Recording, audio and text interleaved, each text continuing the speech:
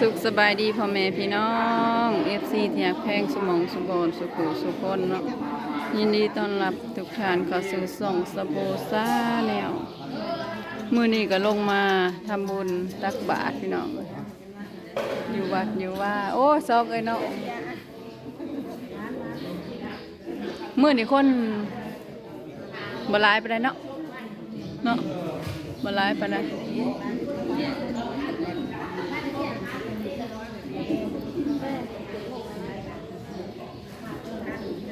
สาวไผ่บอกลูกสาวไผ่ลูกสาวไผ่นี่เป็นตาสร้างแท้บอกหนามนคือแม่มัน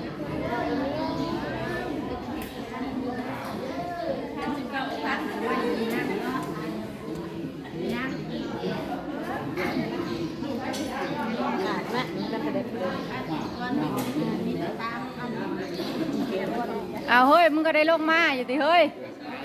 กูเดียวมึงสิบ่ลง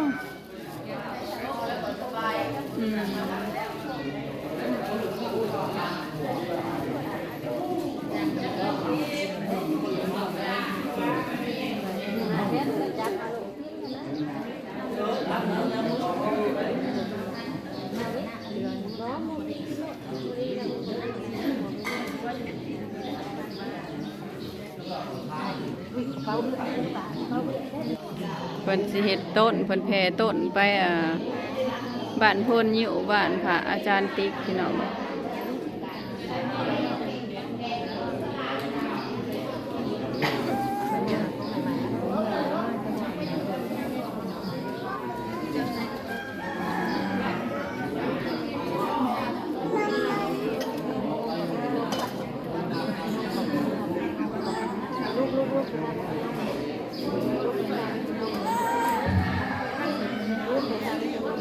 รถแล้วบอกใช่ป่ะ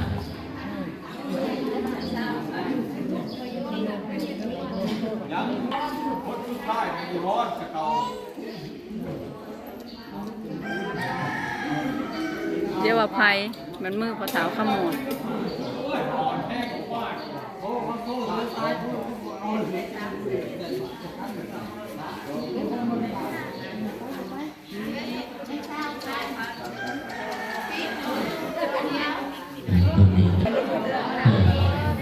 ได้เท่าได้เลยแม่แล้วก็ได้300,000กับ200เช้า300,000ใส่น่ะเดินมาได้แล้วปีดูถ้าก็ได้300,000 100ซาว สีมาเป็นมะม่วงตัวปลาปลาเด้อหาซื้อหาเสียงใหม่ถ้าต้องบริไฟบริขาดไว้ตั้งมูบ่ได้ห้อยบ่เป็นบุญเป็นกุศลใส่อันขึ้นเมื่อแล้วลงมาห้อยแล้วก็ใส่อันนั้นนี่ใส่ทุกอย่างโอ้โดยอยากใส่เนาะได้กับคนเนี้ยอ้าวเดี๋ยวว่าสิบ่ลงมาเฉย300,000นี่เด้เอามาได้500,000ที่พอไม่ออกเอามาได้500,000ใช่ผู้บอกเลยเฮ้ยเอาให้มันได้500,000นะเฮ้ย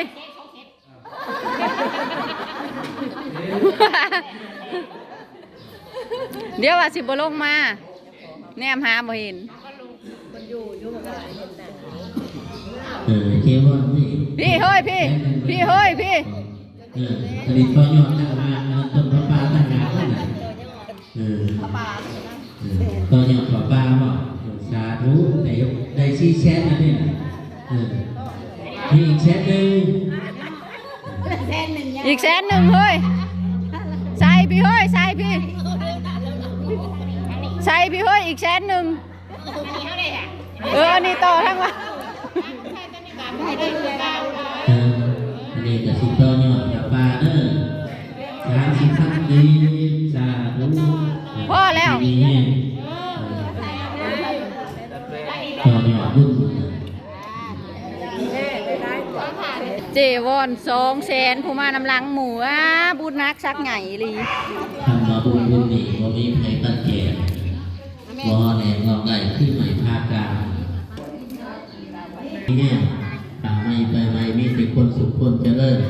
อายุมันคนยืนเด้อของเราเด้อ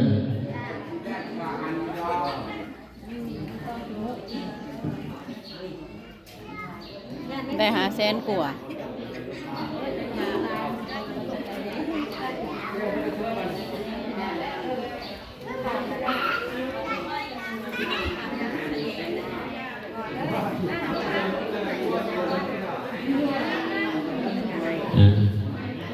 เกี่ยวกับสู่พิธีตอนนี้ก็7:12 นาทีพอดีแล้วเนาะเรียกเอาไลน์ได้หมด เฮ็ดหยังเนาะเวียกมื้อ ต้น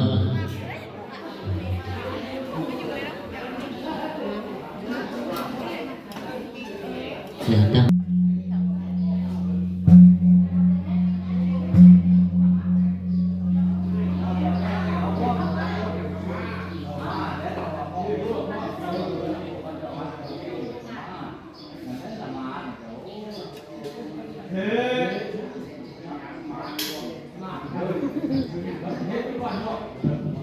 เอาเด้อพากันกราบลงเด้อสังเสือเด้อก ราบแล้วได้กราบก่อนแล้ว กราบ อนมนมัสการนันทากันเลยอุกาสวันทามิพังเตเตติยัง ชีเลนะสุขติยันติบุคคลชีไปสุขติใดกับพวกศีลชีเลนะสุขติยันติชีเลนะภูกาสัมปทาบุคคลชีไปผู้ขาสมบัติใดกับพวกศีลชีเลนะนิพุติยันติตัสมาสีลังวิโสทะเยบุคคลชีไปสุขติใดกับพวกศีลดังนั้นแหละชิ้นของเฮาเป็นพิตาพิเพิ่งชิ้นหาถ้าบุคคลผู้ใดปฏิบัติชิ้นหาครบหาอย่างบุคคลผู้นั้นบ่มีความทุกข์มีแต่ความสุขคือเพิ่นว่าทำอิฐแบบชิ้นขอที่หนึ่งปานาทิปาตาเวขาดสัตว์ตัดชีวิตเบียดเบียนคนอื่น สบายดีพ่อแม่พี่น้อง FC แถวแพงสมองสมบรณ์ทุกคนยินดีต้อนรับทุกท่านเข้าสู่ช่องสบู่ซ่าแนวมื้อนี่ค่ะโทษนะสุขสลาบ่มามื้อนี้ทานหมอดวงทานหมอยิบนี่บ่ลงมาเลย โอ้แล้วเรายามเนาะสยิบบ้าน อ๋อสยิบบ้าน ดวงยามสยิบบ้าน เพิ่นย่ามเหมือนพี่น้องป้าเจวอจะเห็ดยังอ่ะน่ะสีตาเจ้าจะใส่แว่นได้อันเขาแห่งการจังหน่อยเขาสิถามเจ้าว่าแว่นน่ะซื้อมาแต่เมืองนอกบ่ นอกเลยสั่งตรงมาจากประเทศนอก เดี๋ยวนี้เขาสาเขาลือว่าทีมงานซาโบนั่นได้ยังก็ได้มาจากเมืองนอกขนาดผมสีทองสีส้มสีแดงนะพระเจ้าก็ว่าอันได้มาแต่เมืองนอกพี่น้องเลยจังหน่อยนะเขาก็ว่าแว่นซื้อมาแต่เมืองนอกอีกค่ะพระเจ้าว่าอยากได้อยู่ผมสีสิวสีแดงนั่นก็ดีค่ะพระเจ้าสั่งฝากมาให้แต่เมืองนอกพระเจ้าว่า เฉพาะทีมงานซาบู เฉพาะทีมงานซาโบทีมงานหมักหมอนเมื่อคืนนี่ก็ตี2กันได้ปิดพี่น้องเอ้ยจำพ่อพระเจ้าอ่ะจังได้สื่อสายญาณสมทีมงานหมักหมอนพระเจ้า มือนี่กันโซเซคือใจยิบถากเลยพี่น้อง คือไก่ถือข้ออันนี้บ่เป็นเงาสูงลืมซิงลิงอยู่เศร้าพินกับจนบ่ลงใส่บาทพี่น้องเลยบ่ได้ลงน้ำหมูเมาข้างบาท ลูกว่าลูกกูก็ยังเฮ้อเฮ้ย ยินน้ำดำใหญ่หลายมานั่งที่นั่งมืดมาได้ละวันหนาดำนี่น่ะแหละไปอยู่บนมันมืด ขวดนะ มาพี่มานั่งพี่มันแจ้งหนามันจังขาวหิมา ดูบ่ โอ้แน่น่ะแล้วพัวฝรั่งที่หมากมือทางนะ มาคนแล้วโก แฟ มัน นเจนอันมือนี่ครับก็มีแนวมาเซอร์ไพรส์อันยังเคยเจะภาพโครงทานเนาะ ยืดในมือ อันตะกี้เพิ่นก็บ่ได้ให้เฮาเฮ็ดดอกเพิ่นว่ายันเปลืองเงินเปลืองคำเพิ่นว่าเพิ่นแต่ว่าเฮาอยากเฮ็ดเนาะเพื่อว่าไว้ในหลายๆโอกาส เดี๋ยวเฮามาเบิ่งกันเลยว่ามันเป็นหยังนะอ่ะเจออน ซอยกันแกะย่างพี่น้องอ่ะ น้ำปลาเทียบกัน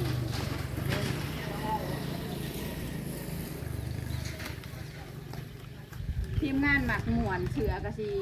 ไปเอาได้มื้ออื่นวันเสาร์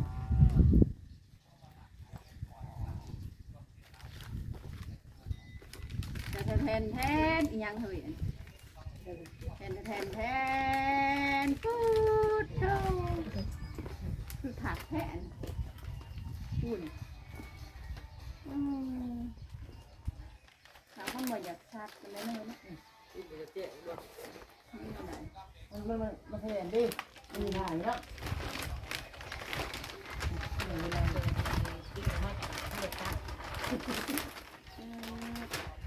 ไม่เจ้าใส่ ไปห้องของติดกันบ่ เอาสิไปปลูกไม่ใช่ มาแล้วเขาต้องห้อง มันก็มีหอยผูก เวลาเขาใส่งานแล้วเขาก็ต้องมาห้องไว้นั่นนี่ ถ้าดูใจเกินมันจะมาติดกัน โทษเนาะ เจ้าพระตรงทางจะอยู่ดี เขาต้องหาบ่อนติดได้นี่เนาะ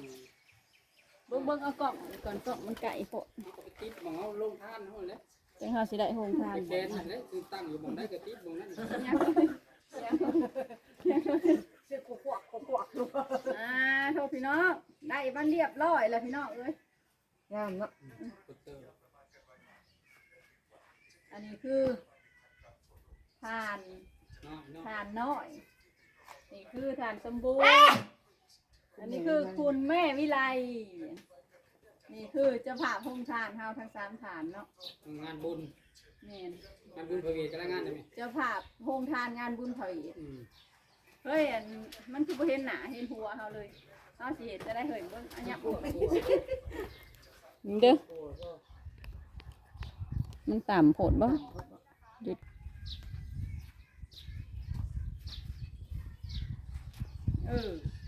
เป็นไรพี่น้องคักบ่หวานนี่โตเห็นแล้วเฮาสิเอายังถูกแบบนี้ เอ้าเสื้อกับหมู เสือเขาบ่หายเนาะเราต้องหาเสือ เมื่อเสือคงจะทางกัน แต่กว้างให้ผมได้ 3 อันถึงเนาะได้มาแล้วพี่น้องได้มาแล้วที่เจ้าประเห็นบ่โคตรเตอร์นะอาหารเจ้าโปรโมทอาหารเสือเฮ็ดบ่ได้อันเคยก้อนมันเขาไว้เนี่ยนะไว้ในลำนวนข้างหน้าเนาะตั้งหมักเต็มกระหุกเต็ม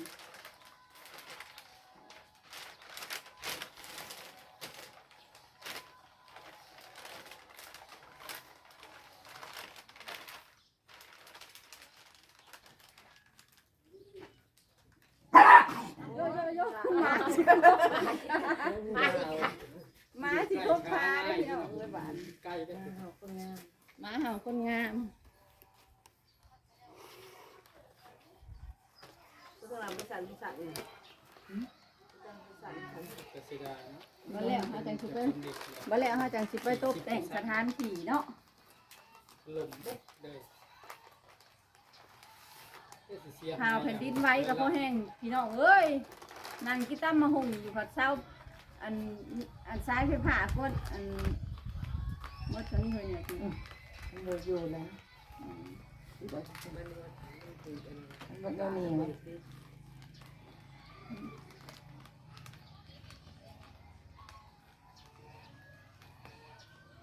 เลื่อนข่าวไปทางใดกา